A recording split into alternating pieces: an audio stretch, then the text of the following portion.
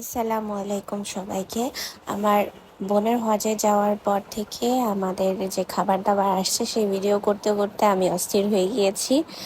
আমাদের বিল্ডিংয়ের ৮ তলা থেকে খাবার পাঠিয়েছেন একটা আন্টি আমাদের জন্য, সবার জন্য একটা প্যাকেট করে পাঠিয়েছেন।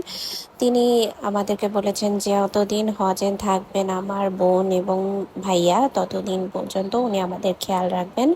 আর যেহেতু আমি চাকরি করি, বাসায় এসে বাচ্চাদেরকে খাওয়াই, রান্নাবান্না করা সব কিছুই আমার জন্য অনেক বেশি কষ্টের এবং টেনশনের হয়ে যায়। আমার প্রেশারটাকে কমানোর জন্য আন্টি বা আমার আত্মীয়-স্বজন সবাই চেষ্টা করেন।